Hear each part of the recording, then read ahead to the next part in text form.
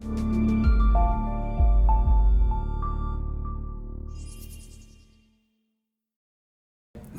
talk to you about Special Ops Aviation and kind of where we came from. I just noted the historical significance of the date. Okay, 4 November 1979, 35 years ago, the U.S. Embassy in Tehran was seized by Islamic radicals. They called them students, and the subsequent actions to rescue those American hostages on the 24th, 25th of April resulted in that. So that is Desert One. Those are two images. I think they were actually shot by the Iranians on the morning of the 25th. A lot of images that made it into Time magazine and shocked the nation at the significant failure that occurred there at Desert One. Just a little bit of background. But what was going on, though, in 76 and 77 were some pretty significant counter-terrorist operations that were pulled off by friends and allies, namely the Israelis and the Germans. U.S. recognized, hey, they needed some of that. They'd stood up an exceptional ground force to accomplish that. That force exists today. You know, it's evolved some, but certainly Colonel Charlie Beckwith and what they were able to do with counter-terrorist force prior to even the hostages being taken in Tehran was significant. What was lacking, and you know what this image really shows is, you know, a couple of the key pieces to make that a complete force, especially when the range of operation was such as it was. It was 600 nautical miles from where they embarked off the Nimitz to get into Desert One. That was for the helos. Longer, obviously, for the assault force, which was on C-130s. Get in there and read the report. There were 23 issues that were talked about in there. Many of them drove huge changes in the Department of Defense, specifically in legislation that was enacted back in 1986. Some of you may have heard of the Goldwater-Nichols Act that was part of the National Defense Authorization Act in '86, and then also the Nunn-Cohen Amendment to that, but specifically the establishment of SOCOM, the establishment of the CTJTF, and with that, some other specific forces that were out there to do counterterrorism and to do stand as a standing special operations force. What was embarked upon here was certainly no small feat. I mean, it was absolutely unprecedented. And the nation was not arguably fully equipped to do it. I think I mentioned we had a preeminent counterterrorism ground force that was certainly able. I think they could do what they briefed. The joint task force that was established was not a standing joint task force. It was, you know, it was the ad hoc pickup game.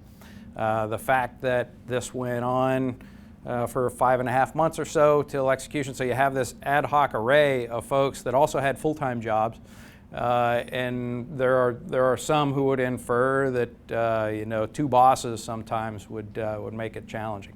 But for Special Ops Aviation at the time, they knew they wanted a helo force to get in, and they, the pronoun people, were the ground force. They knew they wanted helos to get in there. There wasn't a CV-22 at the time or an MV-22, and the idea of overland movement out of Turkey was deemed not viable.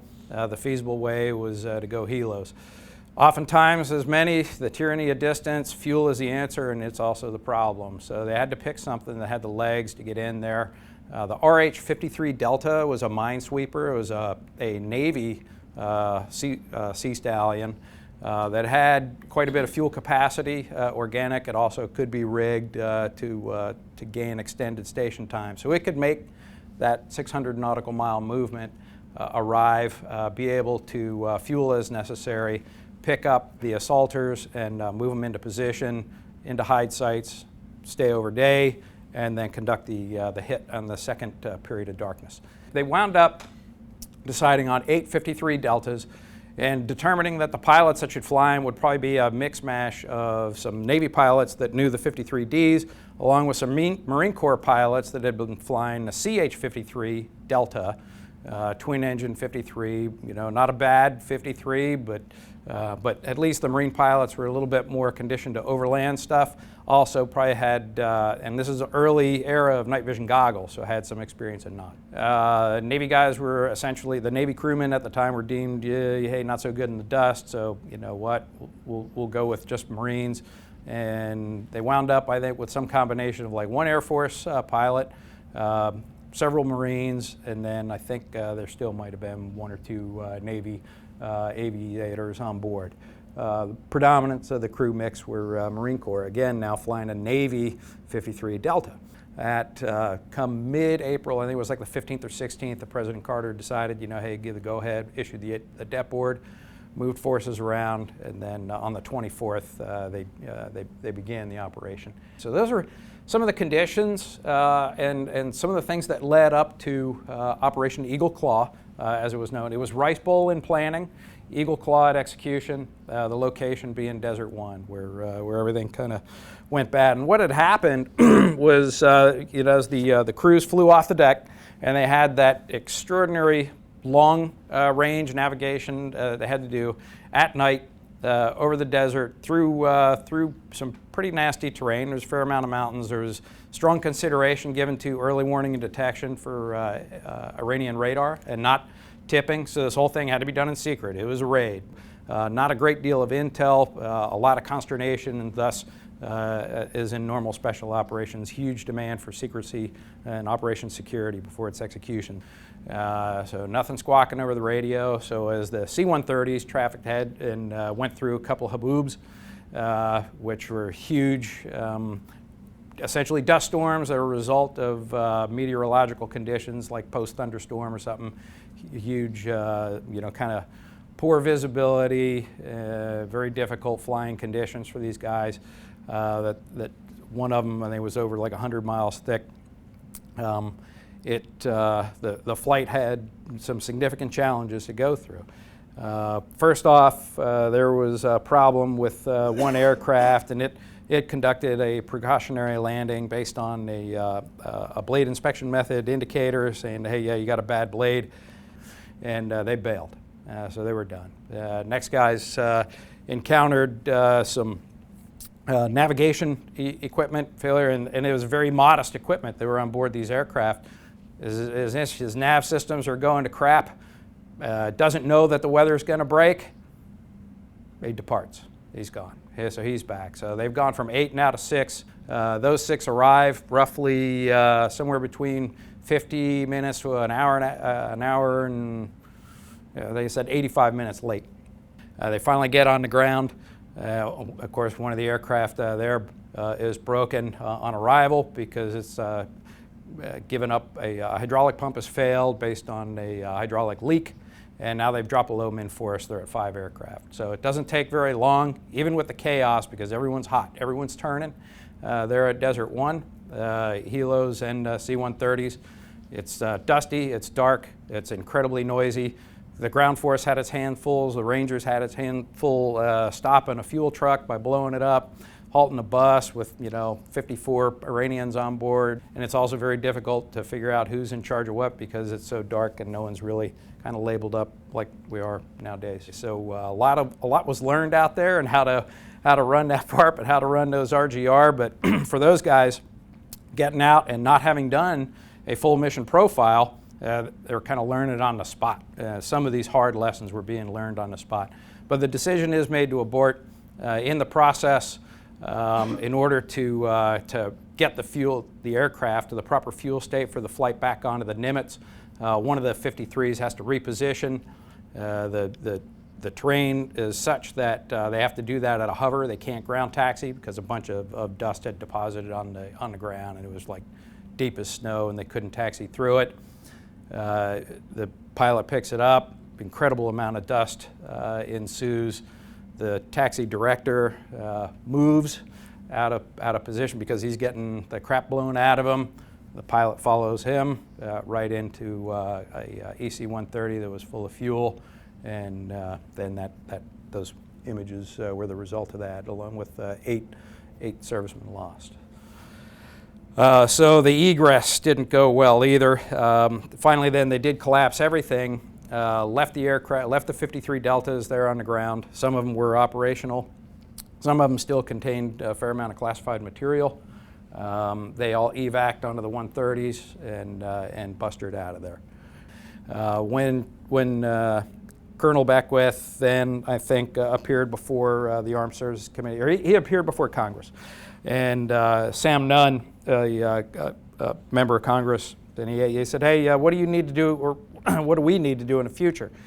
And Charles Beckwith, and I'll read the quote, "Sir, let me answer you this way." He said, "If Bear Bryant at the University of Alabama put his quarterback in Virginia, his backfield in North Carolina, offensive line in Georgia, defense in Texas, then got Delta Airlines to pick him up and fly into Birmingham on game day, he wouldn't have his winning record." And then, Coach Bryant's teams, the best he can recruit, they practice together, they live together, they eat together, they play together. He has a team. And so it was his recommendation to put together an organization contains everything it will ever need, end quote. That's a pretty broad one. But also that they make the organization a permanent military unit, give it a place to call home, allocate sufficient funds, give it sufficient time to recruit, assess, and train its people. Otherwise, you're not serious about CT, about combating terrorism. I think that certainly made an impression on Nunn. He and Cohen then did work that amendment, followed on, and had some immediate impact into the establishment of SOCOM. Helos, just a serious weak point in Eagle Claw for Special Ops Aviation. Then a realization, hey, how do we get this right? Right after that failure in April of 1980, Army. Then in the process of fielding a new aircraft, the Black Hawk, the UH-60A at the time, took a number of those aircraft out of the 101, 8 at the time, then they got 7 more while they were out at Norton out west. Then under the command of Major Doug Brown, went on to be the commander of SOCOM, retired as a general, went out. They continued, and under Operation Honey Badger, worked with the CT force and developed that the TTP, go in, do it again. A little bit different, some different assets, obviously the Black Hawk being one, but at that point it was still not an aerial refuelable aircraft, so there was still fuel. The challenge hasn't gone away, it's just going to be tackled in a slightly different way. The Little Bird makes its appearance in the planning to go in and take care of business down there at the Foreign Ministry office. On or about the inauguration, 444 days after captivity, the hostages are released and repatriated. The result there then for that habitual relationship, and so what was born out of the counterterrorism force, and its tie to at this point an Army Special Ops Aviation, well, some aviation that is being brought about as a task force, to perform special operations mission in support of that CT. The Army decides to reintegrate it back into the 101 and do away with the capability. This doesn't necessarily please those that were on the Holloway or in the Special Operations Review Group. And I don't think that it probably pleased some members of Congress, but then also at the same time the department got the call on a second mission that year requiring a similar CT and hostage rescue force with a similar helicopter capability, and the lights go back on, and then the 160th in our case is established, but also the Air Force establishes under AFSOC in later years establishes its helicopter capability. That habitual relationship of air and the ground component relearned. Other services have learned that. I think that the Army, there are many examples where the Army would say they learned it quite well in Vietnam, but whether out of expense or whatever other reason, expediency, when it's divested, it is extraordinarily hard to recover, but it is all important to success. And I think that that's one thing that that when you look at the origins of special ops aviation and where its roots are, is how neatly and closely it integrates with the ground force, specifically evidenced here in CT, and that also that the skill set overmatch be present. So in terms of qualification and training, not simply the enthusiasm to dedicate the resources to bring them up to that level of qualification, overmatch them with the technology as well that were a result of changes in the Department of Defense and also in resourcing special operations that have brought us to today an unprecedented level of technological capability, as well as training and integration and tie. It is a fact that not all special operations missions require special operations aviation. That is, not all of them are special ops missions for that air. But you know, those that are, definitely you want to ensure that that the lash is there, that the air and ground is there, and even when it's not, it's certainly desirable to make sure that all players on the team understand their capabilities and limitations, and they go in there with being able to execute what they brief, not over-promising and not being able to deliver. But I think that if you talk to some of the gray beards that are grayer than I and or actually bearded, that were around back in 1980, 1981, and specifically on the Army side, would agree that those things really made a difference. That's our focus, and that also that it permeates to today.